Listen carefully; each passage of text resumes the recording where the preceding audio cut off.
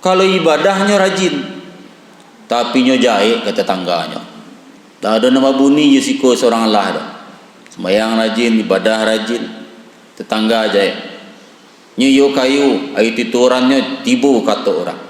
Nyo kayu punya musik, menyanyi untuk sebentar, tak tahu adab, jam 10 malam, jam 11 malam, dia yang bernyanyi, orang hendak lalu.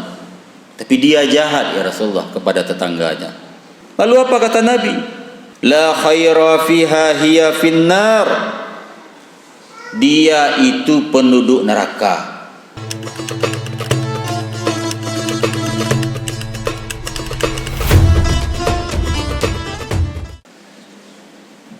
Assalamualaikum warahmatullahi wabarakatuh.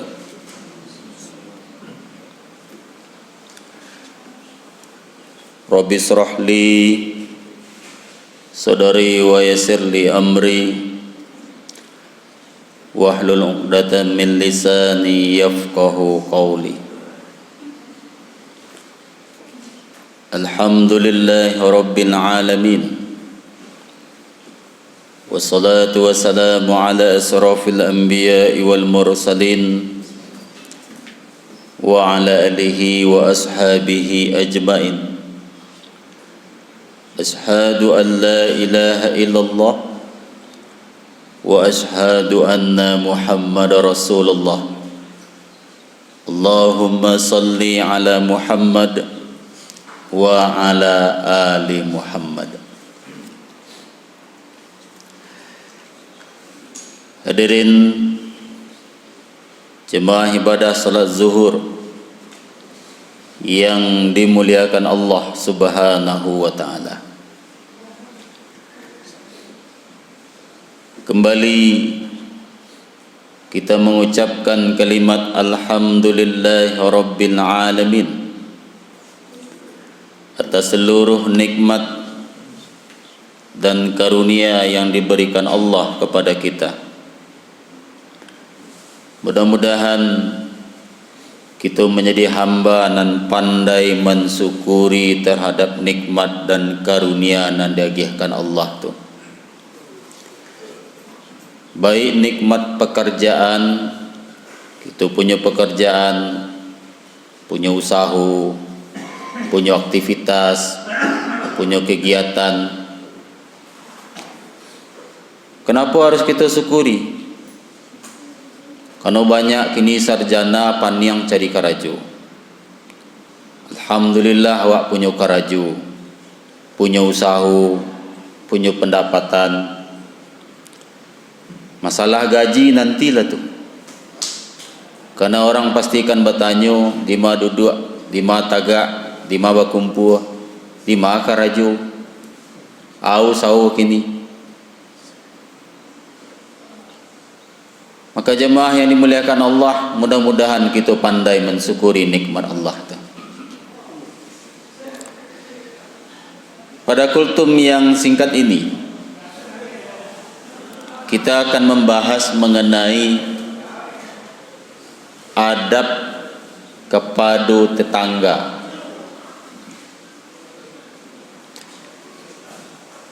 Saya yakin dimanapun kita hidup, di mana kita tinggal, kita pasti butuh dengan orang lain.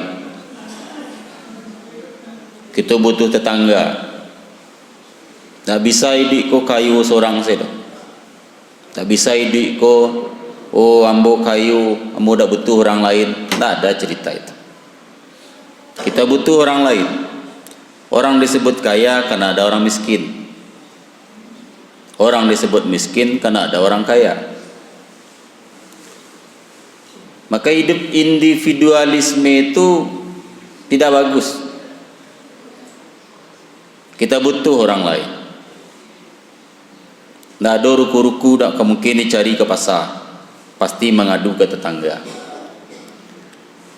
Anak ambu orangnya kayu-kayu, anak ambu pejabat, kerja anak ipak, anak ibu, anak ambu kepala dinas pemadam kebakaran.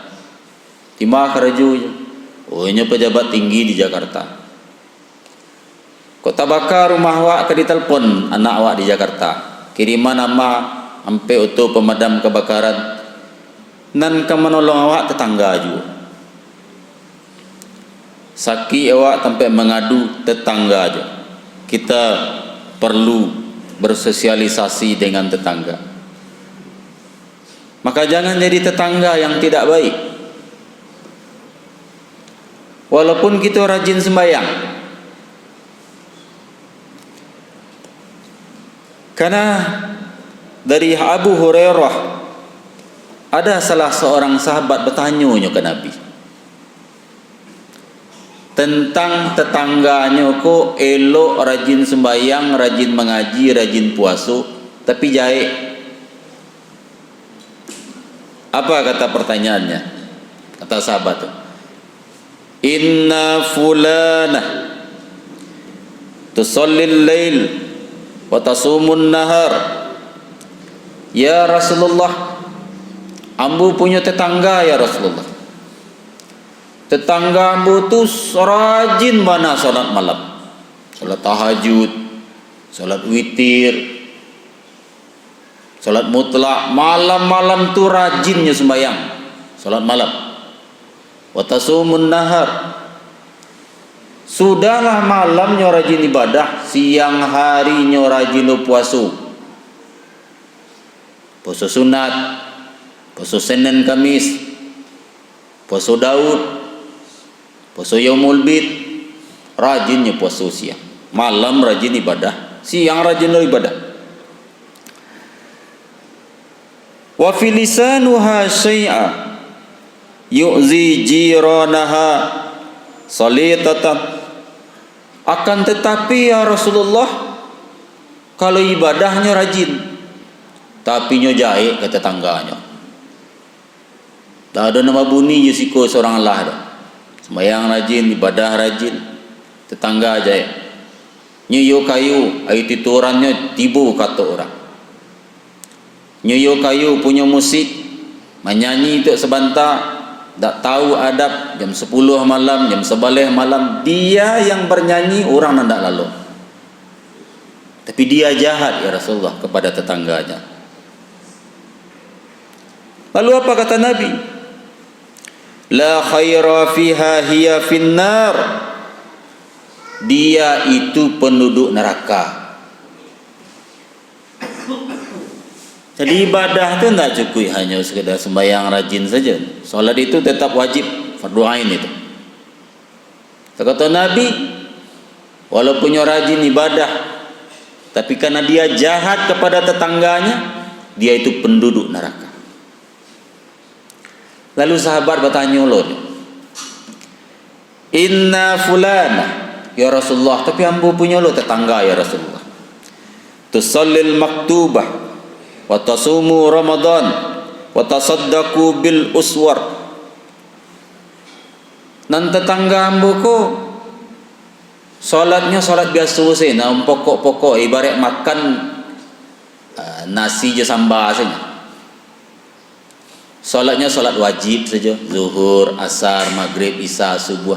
Kalau sunat jarang. Apalagi salat malam. Dan kalau puasanya ya Rasulullah, wa tasumu Ramadan. Puasa sunat jarang. Puasanya musim ibarat buah-buahan. Kalau durian keluarnya sekali setahun. Kalau ini puasanya sekali setahun saja. Bila rajinnya Ramadan. Wa tasaddaqu, dan sedekahnya pun tidak terlalu banyak. Akan tetapi ya Rasulullah, dia baik kepada tetangga, eloknya kepada tetangga. Ini mungkin jarang baragia, tapi mencari wajah hasil sanang hati, nyo senyum, nyo penyapu, elok, ramah, bertanya, membantu, menolong. Lalu kata Nabi, hiya fil jannah. Dia ini penduduk surga ini. Hadis riwayat Hakim. Maka jemaah yang dimuliakan Allah Subhanahu wa taala. Jadi ibadah itu bukan hanya ibadah mahdhah saja, tapi ibadah dengan masyarakat perlu perhatian.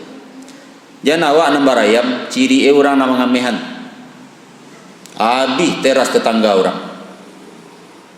Jangan awak menanam buah-buahan tapi saroknya orang nan panik menyapu.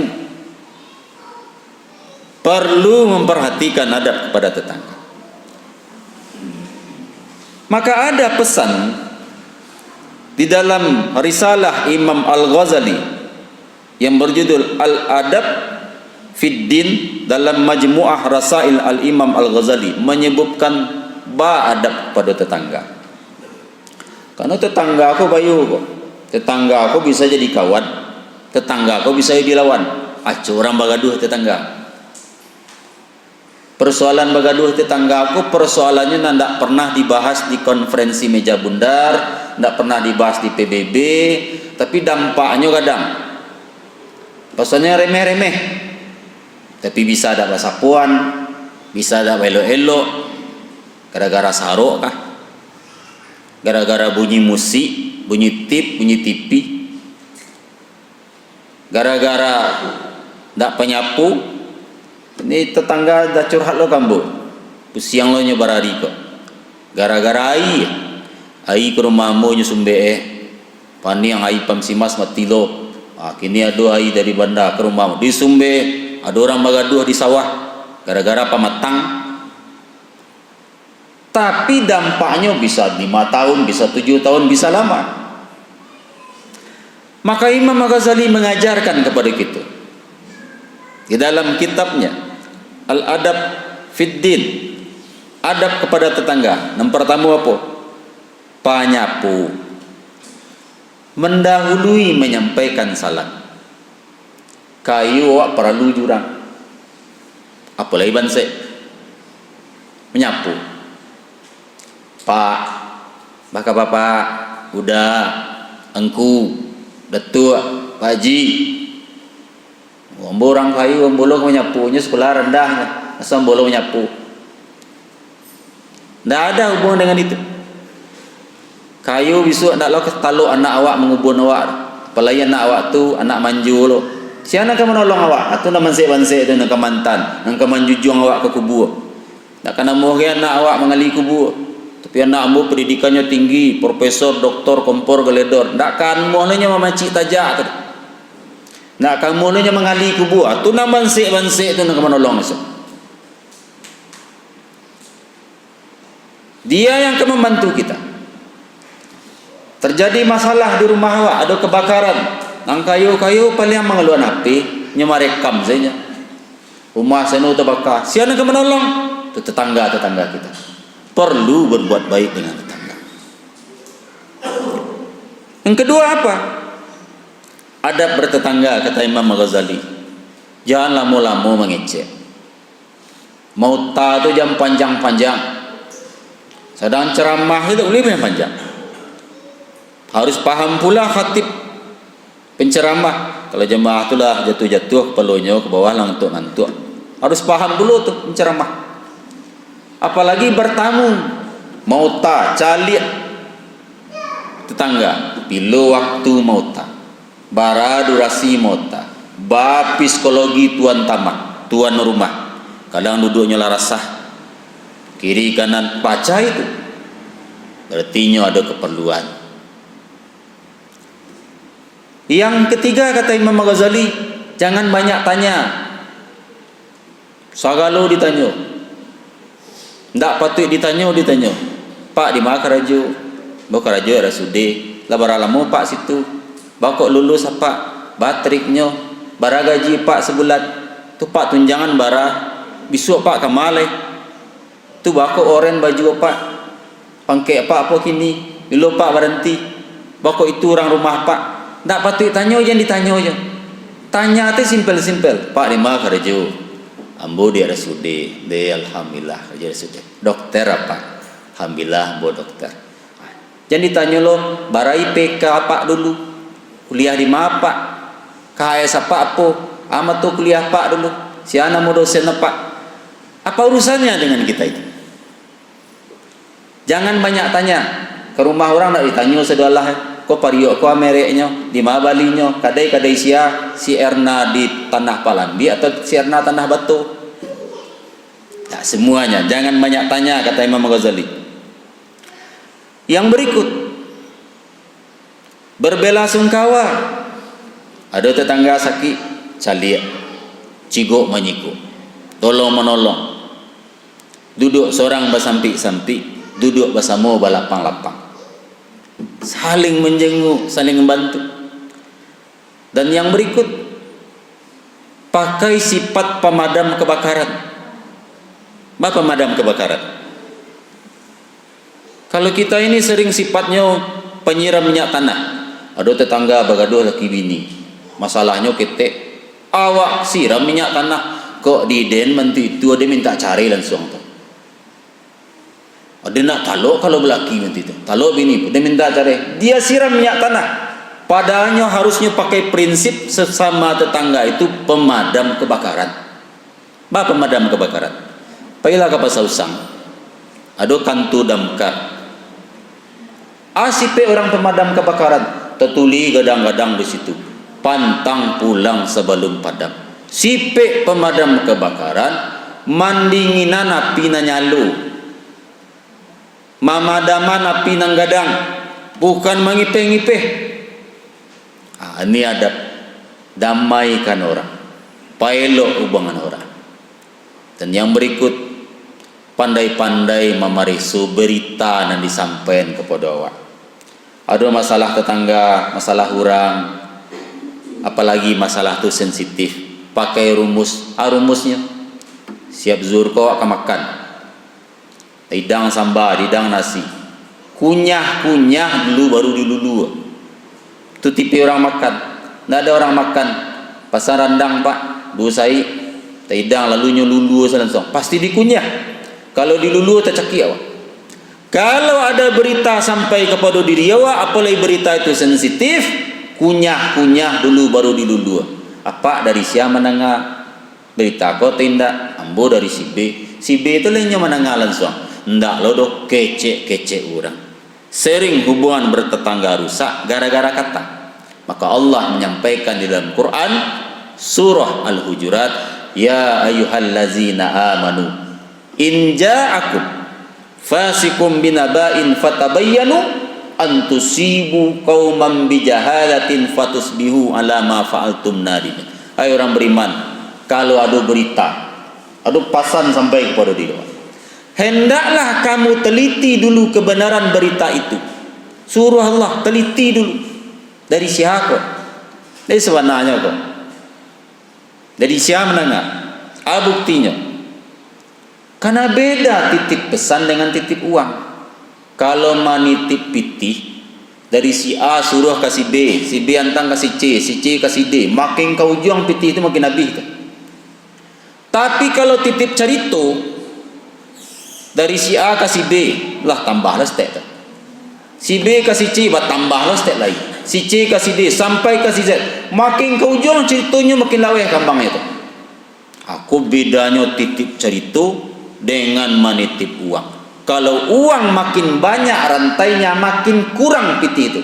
Tapi kalau cerita makin banyak orangnya, makin banyak tambah ceritanya. Assalamualaikum warahmatullahi wabarakatuh.